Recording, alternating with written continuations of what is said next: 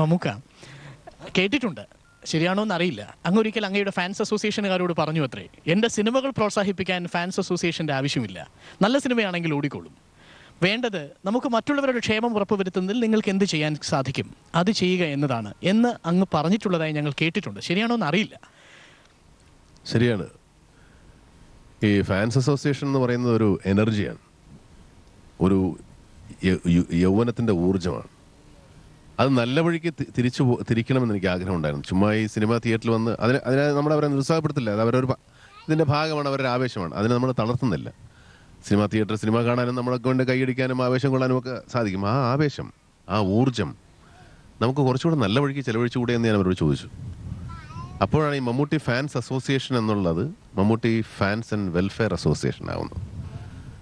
അങ്ങനെയാണ് ഒരുപാട് വെൽഫെയർ, ഒരുപാട് ജീവകാരുണ്യ പ്രവർത്തനങ്ങളിൽ ഈ ആരാധക സംഘം ഉണ്ടായ. സാധാരണ നടീനടന്മാരുടെ ആരാധക സംഘങ്ങളെ പോലെയല്ല, അങ്ങനെ ആവരുത് എന്നെനിക്ക് നിർബന്ധമുണ്ടായിരുന്നു. എങ്കിൽ മാത്രമേ നിങ്ങളോട് ഞാൻ സഹകരിക്കുമെന്ന് ഞാൻ അവരോട് പറഞ്ഞു. കെയർ ആൻഡ് ഷെയറിൻ്റെ ആദ്യത്തെ പ്രോജക്റ്റായ ഹൃദയസ്പർശം, ഈ ഹൃദയസ്പർശത്തിലൂടെ ധാരാളം കുട്ടികൾക്ക് തിരിച്ച് ജീവിതത്തിലേക്ക് വരാനുള്ള അവസരം ഒരുക്കി കൊടുത്തിട്ടുണ്ട്. അതിൽ പ്രത്യേകതയുള്ള 2 കുട്ടികൾ, അണ്ണനും തമ്പിയും നമ്മളോടൊപ്പമുണ്ട്. എത്രാം ക്ലാസ്സിൽ? എവിടെയാണ്? 8ാം ക്ലാസ്സിൽ.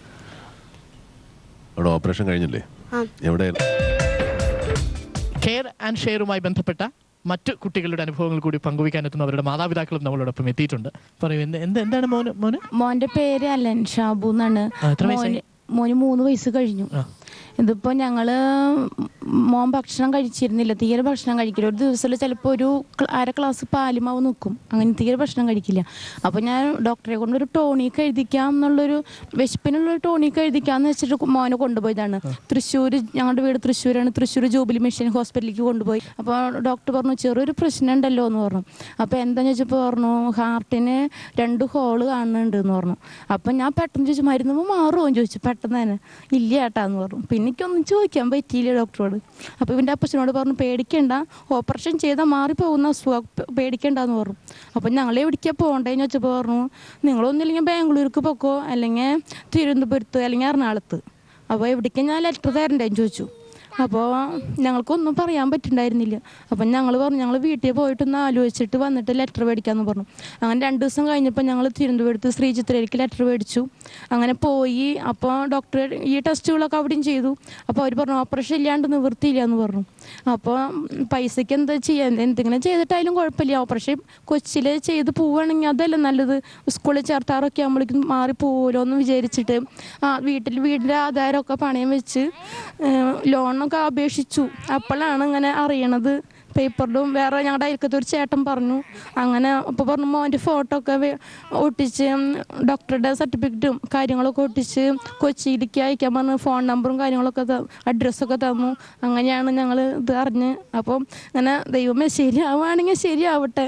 ഇപ്പം ഓപ്പറേഷൻ 21-ാം തീയതി ചെയ്യാമെന്നാണ് ഡോക്ടർ പറഞ്ഞിരുന്നത്. ഞങ്ങൾ ചെക്കപ്പ് കഴിഞ്ഞപ്പോൾ ഡോക്ടർ 6 മാസത്തേക്ക് നീട്ടി. ഇപ്പോൾ 2010 ഫെബ്രുവരി 19 ഡോക്ടർ പറഞ്ഞേക്കണത്. നമുക്ക് ഇവിടെ എന്തെങ്കിലും പറയാനുണ്ടോ? Okay, fine. ചില സമയങ്ങളിൽ അങ്ങനെയാണ്, വാക്കുകൾ പുറത്തേക്ക് വരില്ല, ഹൃദയത്തിൽ നിന്ന് രൂപപ്പെട്ടു വരാൻ മടിക്കാറുണ്ട്. പ്രത്യേകിച്ച് ഇത് കുഞ്ഞുകളിയല്ലല്ലോ, ജീവിതം. കെയർ ആൻഡ് ഷെയറിൻ്റെ കഥകളിലേക്ക് വീണ്ടും നമ്മൾ മടങ്ങുകയാണ്. ഓണാഘോഷത്തിനിടയ്ക്ക് ഓർമ്മയിൽ സൂക്ഷിച്ചു വെക്കാൻ പറ്റിയ ഒരു അധ്യായമാകണം ഈ എപ്പിസോഡെന്ന് ഞങ്ങൾക്ക് നിർബന്ധമുണ്ട്. സ്നേഹം കരുതലാണ്, സ്നേഹം പങ്കുവയ്ക്കലാണ്. ഇതിനിടയിൽ പരിചയപ്പെടുത്തേണ്ട ഒരു പേരുണ്ട്. മോളെ ഓപ്പറേറ്റ് ചെയ്ത ഡോക്ടറുടെ പേര് പറഞ്ഞേ. ആരാണ്? മറന്നുപോയോ? ആരാ വന്നിട്ടുള്ള കൂടെ? അച്ഛൻ്റെ അനിയൻ. എങ്ങനെയാണ് ഇതിലേക്ക് വരാനുള്ള കാരണം? കെയർ ആൻഡ് ഷെയർ എങ്ങനെയാണ് അറിഞ്ഞത്? ഞങ്ങൾ ഇതിൻ്റെ മുമ്പ് മെഡിക്കൽ കോളേജ് കോഴിക്കോടിൽ കൊടുത്തിരുന്നു. അപ്പോൾ അവിടെ വന്നപ്പോൾ ഭയങ്കര റേറ്റ്, 1 ലക്ഷം റുപ്യ അവർ പറഞ്ഞു.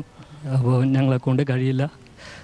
അങ്ങനെ ഇരിക്കെ പിന്നെ തൃശ്ശൂർ അമല ഹോസ്പിറ്റലിൽ അവിടെ പോയി. അവിടുന്ന് ഫാദർ 50,000 രൂപ ഫാദർ തരാമെന്ന് പറഞ്ഞു, ബാക്കി ഞങ്ങളോട് ഉണ്ടാക്കാൻ പറഞ്ഞു. അപ്പോഴും ഞങ്ങളെ കൊണ്ട് കഴിയില്ല എന്ന് പറഞ്ഞു. അപ്പോൾ ഇനി എന്താ ചെയ്യട്ടെ എന്ന് ഇങ്ങനെ കരുതിയിരിക്കുമ്പോൾ കഴിഞ്ഞ ബുധനാഴ്ച രാത്രി 8 മണിക്ക് ഞാൻ കട അടച്ച് വീട്ടിൽ വന്നപ്പോൾ റോബർട്ട് സാർ വിളിച്ചിട്ട് പറഞ്ഞു ഇങ്ങനെ നാളെ വ്യാഴാഴ്ച അഡ്മിറ്റ് ചെയ്യണം, വെള്ളിയാഴ്ച പിന്നെ ചെക്കപ്പ്, ശനിയാഴ്ച ഓപ്പറേഷൻ, എന്താണ് കഴിയുമെന്ന് ചോദിച്ചു. അപ്പോൾ ഞങ്ങൾക്കിതൊന്നും ഞങ്ങൾ പെട്ടെന്ന് ഉള്ള ഒരു ഇതായിരുന്നു, അറിഞ്ഞില്ല. അങ്ങനെ എല്ലാവരും അന്വേഷിച്ച് ശരിക്ക് ഇവിടെ വന്നു, 2 മണിക്ക് ഇവിടെ വന്നു, അങ്ങനെ അഡ്മിറ്റ് ചെയ്തു. അപ്പോൾ ഞങ്ങൾക്ക് ഇതിലും വലിയൊരു ഇത് മമ്മൂട്ടി സാറിൻ്റെ മരുമോനാണ് ഓപ്പറേഷൻ ചെയ്തതും. വളരെ സന്തോഷമായി. അപ്പോൾ ഡിസ്ചാർജ് ചെയ്തിട്ടില്ല, നാളെ രാവിലെ ഡിസ്ചാർജ് ചെയ്യുന്നത്. ഇന്നിപ്പോൾ ഈ പരിപാടി കഴിഞ്ഞിട്ട് ഇന്ന് രാത്രി ചെന്നിടണം സ്റ്റിച്ച് എടുക്കാനും. സർജറി നടത്തിയ ആളിനെ കുറിച്ചൊരു പരാമർശം പറഞ്ഞു, അത് പ്രസക്തമല്ലെങ്കിൽ കൂടി അത് ശ്രീ മമ്മൂക്കയുടെ മരുമകനാണ് എന്നാണ് സൂചിപ്പിച്ചിരുന്നത്. പക്ഷെ മോളും തിരിച്ച് ജീവിതത്തിലേക്ക് വന്നിരിക്കുന്നു. പക്ഷെ വളരെ എഫിഷ്യൻ്റ് ആയിട്ടുള്ള ഒരു സർജറി എന്ന നിലയിൽ നമുക്കതിനെ കാണാൻ പറ്റുമെന്നാണ് ഇപ്പം മമ്മൂക്ക നമ്മളോട് പറഞ്ഞത്. എന്ത് തോന്നുന്നു ഇപ്പോൾ? സുഖം. വേദനയുണ്ടോ? ചെയ്തപ്പോ ഉണ്ടായിരുന്നു, ഇപ്പല്ല. ചെയ്തപ്പോൾ ഡോക്ടറോട് എന്താ പറഞ്ഞത്? ഒന്നും പറഞ്ഞിട്ടില്ല. വേദനിപ്പിക്കല്ലേ എന്ന് പറഞ്ഞോ? അത് കെട്ടിയപ്പോ പറഞ്ഞിരുന്നു. ഡോക്ടർ ഇപ്പോൾ ഈ പരിപാടി കാണുകയാണെങ്കിൽ എന്താ പറയുക? ഡോക്ടറോട് പറഞ്ഞേ. ടാൻസ് പറയും. നേരത്തെ സൂചിപ്പിച്ച പോലെ മമ്മൂട്ടിയുടെ fans association, fans and welfare association ആണ് യഥാർത്ഥത്തിൽ മമ്മൂട്ടിക്കുള്ളത്. അതുതന്നെയാണ് ഈ ജീവകാരുണ്യ പ്രവർത്തനങ്ങളുടെ ഏറ്റവും പ്രധാനപ്പെട്ട ഞരമ്പുകളായി പ്രവർത്തിക്കുന്നതും. കാസർകോട്ടെ ഒരു ഓട്ടോ തൊഴിലാളിയെ കണ്ടുപിടിക്കാൻ പത്രമാധ്യമങ്ങൾക്കോ ദൃശ്യമാധ്യമങ്ങൾക്കോ വേണ്ടി വന്നില്ല. മമ്മൂട്ടി വെൽഫെയർ അസോസിയേഷന് സാധിച്ചു. വെൽഫെയർ അസോസിയേഷൻ്റെ ശക്തനായ ഒരു വക്താവ് നമ്മളോടൊപ്പമുണ്ട്. ഇപ്പോൾ മമ്മൂട്ടിയുടെ വെൽഫെയർ അസോസിയേഷനോടൊപ്പം സഹകരിക്കുകയും ഒക്കെ ചെയ്തുകൊണ്ടിരിക്കുന്ന റോബർട്ട് ഈ കെയർ ആൻഡ് ഷെയർ ഫൗണ്ടേഷനിലെ ഡയറക്ടർ ബോർഡിലെ അംഗം കൂടിയാണ്. റോബർട്ട് നമ്മളോടൊപ്പം പങ്കുവയ്ക്കുന്നു. റോബർട്ട്, മമ്മൂട്ടി സാറിന്റെ ലക്ഷോപലക്ഷം ആദ്യമായി ഒരു ചോദ്യം ചോദിക്കട്ടെ. റോബർട്ട് ശ്രീ മമ്മൂക്കയുടെ എല്ലാ സിനിമയും കണ്ടിട്ടുണ്ടോ? 99% സിനിമ. വിട്ടുപോയ പടം ഏതാ? അല്ല, ഏതെങ്കിലും വിട്ടുപോയാലോ മേടിച്ചിട്ടാ ഞാൻ 99 നിർത്തി. ഞാൻ എന്തായാലും സാറിന്റെ ലക്ഷോപലക്ഷം ആരാധകരിൽ ഒരാൾ മാത്രമാണ്, അതിലൊരു പ്രതിനിധിയായി മാത്രമാണ് ഞാൻ വന്നത്. എനിക്ക് നല്ലൊരു ഗൈഡിങ്സ് കിട്ടിയ അച്ഛൻ വഴി, പിന്നെ ഇത് എല്ലാവരും വഴി. പിന്നെ എനിക്ക് കിട്ടിയ ഏറ്റവും വലിയൊരു സമ്പാദ്യം എൻ്റെ സഹോദര തുല്യനായ ശ്രീ ജോർജ്, അദ്ദേഹത്തിൻ്റെ ഗൈഡിങ്സ് അതാത് സമയത്ത് കിട്ടിക്കൊണ്ടിരുന്നു. അതുകൊണ്ടാണ് ഈ പ്രസ്ഥാനത്തെ നല്ല രീതിയിൽ കൊണ്ടുപോകാൻ സാധിക്കുന്നതും മമ്മൂട്ടി സാറിൻ്റെ എന്താ പറയുക, സാർ ആഗ്രഹിക്കുന്നതിൻ്റെ 100ൽ ഒരംശത്തിലെങ്കിലും പ്രവർത്തിക്കാൻ സാധിക്കുന്നതും അതുകൊണ്ടാണെന്ന് ഞാൻ വിശ്വസിക്കുന്നു. ശ്രീ ജോർജ്, അങ്ങ് അദ്ദേഹത്തിൻ്റെ പേഴ്സണൽ സെക്രട്ടറി കൂടിയാണ്. വളരെ ഫ്രീഡമുള്ള ഒരാൾ. മമ്മൂക്കയുടെ കുടുംബാംഗങ്ങൾ കഴിഞ്ഞാൽ ഒരു പക്ഷേ ഏറ്റവും ഫ്രീഡമുള്ള ആൾ അങ്ങാണ് എന്ന് പറഞ്ഞു കേട്ടിട്ടുണ്ട്. ശ്രീ ജോർജ് ആണെന്ന് പറഞ്ഞു കേട്ടിട്ടുണ്ട്. ഇങ്ങനെ ഒരു സംരംഭത്തിന് ഇറങ്ങിത്തിരിക്കുമ്പോൾ മനസ്സിൽ വല്ല ആശങ്കയും തോന്നിയിട്ടുണ്ടോ? അങ്ങനെ തോന്നിയിട്ടില്ല. ഇത് കെയർ ആൻഡ് ഷെയർ തുടങ്ങുമ്പോൾ ആദ്യം അച്ഛൻ എൻ്റെ അടുത്ത് വന്നു, അച്ഛനും റോബർട്ട് വന്നു, മമ്മൂക്കയുടെ അടുത്ത് പറയണം ഇങ്ങനെ പറഞ്ഞിട്ട്. അപ്പോൾ എനിക്ക് സന്തോഷമായി ഇതുപോലെ ഇത് ഇറങ്ങി ചെയ്യണമെന്ന്. അങ്ങനെ നമുക്ക് ഓക്കെ പറഞ്ഞു. ഇത് ഇത്ര വലിയ ഇതായിരുന്നു. ധാരാളമായി സിനിമകൾ ഇറങ്ങുന്നു, അതിലൊക്കെ അങ്ങ് കുട്ടികളുമായി വളരെ ഓപ്പണായി ഫ്രണ്ട്ലി ആയിട്ട് ഇടപഴകുന്നു, കുട്ടികളുടെ മനസ്സോടുകൂടി ഇടപഴകുന്നു. ഒരു ഫാമിലി മാനാണ് പണ്ട്, ഇപ്പോൾ കുട്ടികളുടെ ഒരു സൂപ്പർമാനാണ്. അല്ല, അതിലെന്ന് പറഞ്ഞു കഴിഞ്ഞാൽ child is A father of മാൻ എന്ന് പറയാറില്ലേ. നമ്മളെല്ലാവരും ഒരു കുട്ടിയുണ്ട്. എത്ര പ്രായമായാലും എന്തൊക്കെ നമ്മൾ നേടിയാലും നമ്മളിൽ മനസ്സിലൊരു കുട്ടിയുണ്ട്. കുട്ടിയുടെ മനസ്സെന്ന് പറഞ്ഞാൽ എല്ലാം അറിയാനും ഒരു ത്വരയുണ്ട്. എപ്പോഴും ആങ്ഷ്യസ് ആണ് കുട്ടി. ഒരു ആങ്സൈറ്റി ഉണ്ടാകും കുട്ടിക്ക്. ആ ആങ്സൈറ്റി എന്നിലുണ്ട് എപ്പോഴും. അതായിരിക്കണം ഞാനൊരു കുട്ടിയായിട്ട് മറ്റുള്ളവർക്കൊന്ന് എന്തും അറിയാൻ അതെന്താണ് കുട്ടികളടുത്ത് നമ്മൾ സാധാരണ കുട്ടികളുടെ അടുത്തിരിക്കുമ്പോൾ കുട്ടികൾ ഓരോരോ ചോദ്യങ്ങൾ ചോദിക്കും. ഇതെന്താണ് മറ്റെന്താണ് അതെന്താണ് അങ്ങനെ. ചിലപ്പോൾ നമുക്ക് അവരെ ഒരു പക്ഷേ കുട്ടികൾ നമ്മളെ വല്ലാതെ അലോസരപ്പെടുത്തും.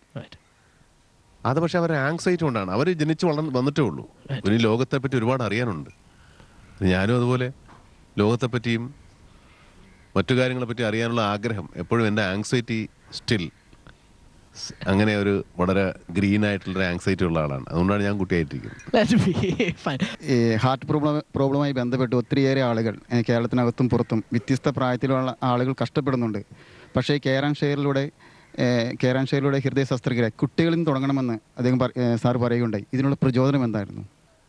പ്രായമായ ആളുകളുടെ ഹൃദയം ഒരുപാട് പഴകിയതാണ്. നമ്മളത് മോശമാക്കി പറയില്ല. അതിന് നമുക്ക് വേറെ പ്രോജക്റ്റ് ഉണ്ട്. മറ്റേ ഹാർട്ട് ടു ഹാർട്ട് എന്ന പ്രോജക്റ്റ് കുട്ടികൾക്ക് വേണ്ടിയുള്ളതല്ല, പ്രായമായവർക്ക് വേണ്ടിയുള്ളതാണ്.